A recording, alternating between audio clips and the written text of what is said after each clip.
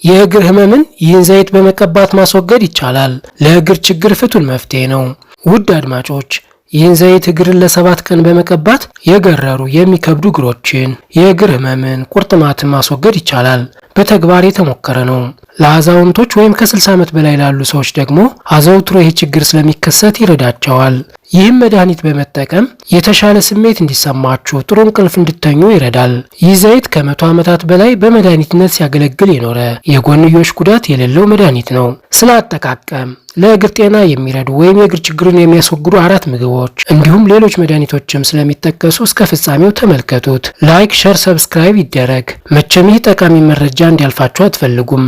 ሌሎች 3 አማራጭ ዘይቶችን የምናይ ሲሆን አሁን ማየት ያለብን የመጀመሪያው ወሳኙ ዘይት ግን የሮዝሜሪ ዘይት ነው።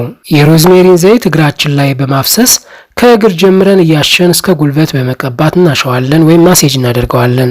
ከቀባችሁት በኋላም ደስ የሚል የሙቀት ስሜት ይሰማችኋል። ቁርጥማት፣ ህመም የመሳሰሉ ነገሮች ካሉም በረድ ቀዝቀዝ በማድረግ የተሻለ ረፍት እንድትወስዱ ይረዳል። ይህን ለ7 ቀን በመደጋገም ችግሩ ከስሩ እንዲወገድ ማድረግ ይቻላል። የሮዝሜሪ ዘይትን ለዚህ ጥቅም ያበቃውም በያዛቸው ጠንካራ ፕላንት ኮምፓውንዶች ምክንያት ነው። በውስጡ ሮዝማሪኒክ አሲድንና ጸረ ኦክሲደንቶችን ይዟል። እነዚህ ኤሌመንቶችም የደም ዝውውርን ለማፍጠን ለማሻሻል ይጠቅማሉ። የበገኑ የተጎዱ ህብረ ሕዋሳትን ለማሻር ይረዳሉ። የጡንቻ ውጥረትን ወይም መስል ቴንሽንን ለማስታገስ ይረዳሉ። ቁርጥማትን ያበርዳሉ። ይህ ዘይት የዳርቻው የሰውነት አካላትን ለማነቃቃት ይረዳል። ማለትም ወደ እግር ጣቶቻችን ደም እንዲደርስ ይረዳል። በጣም ወደሚፈለግበት አካባቢ ማለትም ወደ እግሮች፣ ወደ ቁርጭምጭሚቶች፣ ወደ እግር መዳፎች ደም እንዲደርስ ይረዳል። የሮዝሜሪ ዘይት ጸረ ብግነት ባህሪም አለው። ስለሆነም ለረጅም ሰዓት በመቆም በመቀመጥ የሚፈጠር ንብጠት፣ የእግር ክብደት ለማስወገድ ይረዳል። እግር አካባቢ የሙቀት ስሜት እንዲሰማችሁ በማድረግ ጥሩ ስሜት እንዲሰማችሁ ይረዳል። ይህን ዘይት ለመጠቀም የተሻለው ጊዜ ከሙቅ ሻወር በኋላ ወይም እግራችን በሙቅ ውሃ ካጠብን በኋላ ይሆናል። ቆዳችን ንጹህ መሆን አለበት። የቆዳ ቀዳዳዎች መክፈት አለባቸው። የእግር ጡንቻዎች በመጠኑም ቢሆን ዘና ፈታ ሪላክስ ማለት አለባቸው። ዋናው ነገር ግን ዘይቱን ከመቀባታችሁ በፊት እግር ክሊን ድራይ መሆን አለበት ነው። ያ ማለት ንጹህና የደረቀ እግር ላይ ነው ማድረግ ያለብን። ከ5 እስከ 6 ጊዜ ወደ እጃችን ዘይቱን ከጨመርን በኋላ ወይም ድሮፕ ካደረግን በኋላ 2 እጃችን እርስ በርሳቸው ካሻሸን ወይም ካዳረስን በኋላ ከእግር መዳፍ ወደ ጉልበት፣ ከጉልበት ወደ እግር መዳፍ ለላ ባለ ኃይል እግራችን እያሸን መቀባት ያስፈልጋል። አንድ እግራችንን ቢያንስ እስከ 5 ደቂቃ ማሸት ወይም መቀባት ያስፈልጋል። በቀን 2 ጊዜ ብትጠቀሙት ይመረጣል፣ ማታና ጧት። በምሽት ጊዜ መቀባታችን እግርን ለማቀዝቀዝ፣ ለማብረድ፣ ግፊትን ለመቀነስ እንዲሁም ካልም ለማድረግ ይረዳል። ጧት ላይ መጠቀማችን ደግሞ ለሙሉ ቀን እግራችን ኢነርጃይዝ ለማድረግ ወይም ኃይልን ለመለገስ ይረዳል።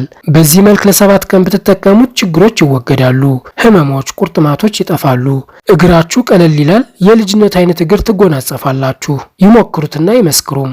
ብዙ ሰዎች እንደገለጹት ከሆነ በ7 ቀን ቆይታ ውስጥ ብዙ ለውጦች እንደተመለከቱ ነው። በመጀመሪያ ቀናቶች የህመም ስሜት መጥፋት፣ ከ3 ቀን በኋላ ደግሞ የእግር ቀለል የማለት ስሜት፣ የጤናማነት ስሜት፣ የእግር የመታዘዝ ስሜት ይታያል። ወደ መጨረሻ ቀናቶችም የቆዳ ጤና መመለስ፣ የቆዳ ከለሩ ሻይን ማድረጉ ይመለሳል፣ የመድረቅ የመግረር ስሜት ይወገዳል። በአጠቃላይ ከ7 ቀን በኋላ ጤናማ እግር፣ ከህመም በፊት የነበራችሁ እግር ይመለሳል ማለት ነው። ስለዚህ የእግር ችግርን ለማስወገድ ይህን ዘይት መጠቀም ያስፈልጋል። ሌሎች የአማራጭ ዘይቶችም አሉ። እንደየእግሮቻችሁ አይነት ሊረዳችሁ ይችላል። አንደኛው የአርኒካ ዘይት ይሆናል። እግራችሁ በቀላሉ የሚቆስል የሚላላት ከሆነ እግራችሁን ስትነኩትም የህመም ስሜት የሚሰማችሁ ከሆነ ከረጅም ጊዜ መቆም ወይም ጉዞ በኋላ የእብጠት ነገር ካለ የአርኒካ ዘይት ይረዳችኋል።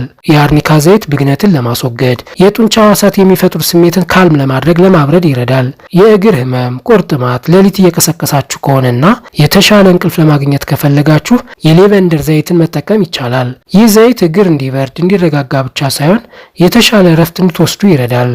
ሁለተኛ የቸስትነት ዘይት ነው። የቸስትነት ዘይት በጣም የሚረዳቸው ሰዎች የደም ዝውውር ችግር ወይም ፑር ሰርኩሌሽን ላለባቸው ሰዎች፣ የደም ስሮቻቸው ጎልተው ወይም ቪዚብል ሆነው ለሚታዩ ሰዎች ይሆናል። ይህ ዘይት የደም ስር ግድግዳን ለማጠንከር ወይም የብለድ ቪዝል ወሎችን ለማጠንከር ይረዳል። የእግር የመክበድ ስሜትን ለመቀነስ ይረዳል። ሌላው ሶስተኛው የአልሞንድ ዘይትን ወይም የወይራ ዘይትን መጠቀም ይሆናል። የአልሞንድ ዘይትም ሆነ የወይራ ዘይት ከዚህ በፊት የተጠቀሱት ዘይቶች የሚሰጡትን ጥቅም ይሰጣሉ። የእግር ችግሮችንንም ያስወግዳሉ። እናንተ በቀላሉ የምታገኟቸውን አማራጭ ለመጨመር ወይም ለእናንተ ሰውነት የተሻለ የሚሰራውን ለመምረጥ ያመች ዘንድ እነዚህ የዘይት አማራጮችን አቅርበናል። አንዱን ብቻ መጠቀም ትችላላችሁ ወይም የሁለት ኮምቢኔሽንን መጠቀም ይቻላል። ዋናው ነገር ግን ለ7 ቀን ኮንሲስተንትሊ ወይም አዘውትረን መጠቀም መቻላችን ነው። ያ ማለት የሮዝሜሪ ዘይትም ሆነ ሌሎች ዘይቶችን ሳናቋርጥ በተከታታይ መጠቀም አለብን ማለት ነው። በተጨማሪም ጧት ትንሽ በግቢ ውስጥ እግሮቻችሁን ብታንቀሳቅሱ ብታፍታቱ የተሻለ ይረዳችኋል። ተቀምጦም ቢሆን ተራ በተራ ማፍታታት ይቻላል። የታወቀ የተረጋገጠ በሽታ እስከሌለ ድረስ የእብጠት ነገር ካለ ደግሞ የሳልት ወይም የጨው መጠንን መቀነስ ያስፈልጋል። የእግር ፖዚሽንንም ቀያይሮ ማየት ያስፈልጋል። ከፍ ዝቅ ማድረግ ማለት ነው። እንደተጨማሪ ለምሳሌ እግርን ከትራስ በላይ ሰቅሎ ለ15 ደቂቃ ማቆየት፣ እንደዚህ አይነት ነገሮች እንደ አማራጭ ማየት ያስፈልጋል። ሌላው ወሳኝ ነገር ጎን ለጎን ሊጠቅማችሁ የሚችሉ ነገሮች ምግቦች ናቸው። ምግቦች ይረዳሉ። ጤናማ የደም ዝውውር እንዲኖረን የሚረዱ ምግቦችን መውሰድ ነገሮችን ሁሉ ያቀልላችኋል። ለዚህ ነገር የሚጠቅሙ ምግቦችም እንደ ነጭ ሽንኩርት፣ እንጆሪዎች ወይም ቤሪዎች፣ እርድ የመሳሰሉ ናቸው። እንደ ነጭ ሽንኩርት፣ እርድ፣ ቤሪዎች የደም ስር ጤናን በመጠበቅ ብግነትን በመቀነስ የደም ፍሰትን በመጨመር እነዚህ ምግቦች ወደ እግር የሚሄደውን የደም ዝውውር መጠን ይጨምራሉ።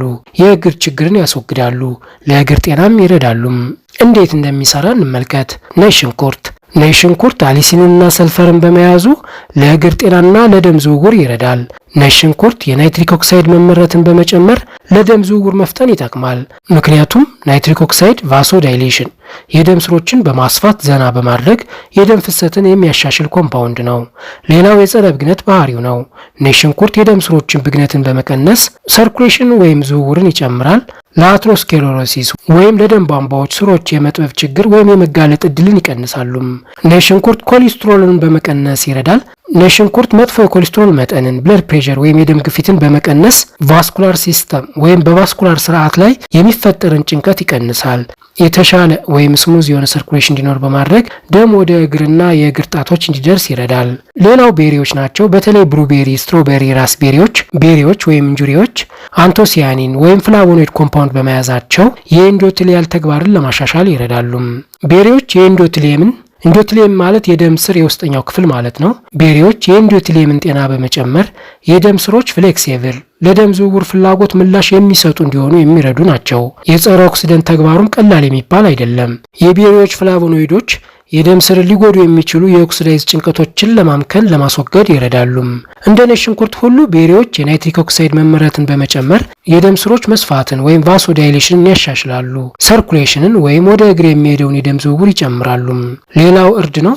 እርድ በከርከሚን ይዘቱ ለእግር ጤና ወደ እግር የሚሄደውን የደም ፍሰት ለማሻሻል ይረዳል። የእርድ ቅመም የደም ቪስኮሲቲን ለመቀነስ፣ የኢንዶቴሊየም ተግባርን ለማሻሻል፣ የደም ስር ብግነትን ለማስወገድ የሚረዳ ጠቃሚ ቅመም ነው። ከርከሚን የደም ቧንቧዎችን መብገን ወይም ቃጠሎ በመቀነስ የደም ፍሰትን ለማሻሻል ይረዳል። እርድ የደም ቧንቧዎችን ወይም ብለድ ቪዝሎችን በተለይ ደግሞ የኢንዶቴሊየምን ጤናን ለመጨመር ይረዳል። የብለድ ቪዝሎችን ኢላስቲሲቲ ወይም ተለጣጭነትን ለማሻሻል ይረዳል።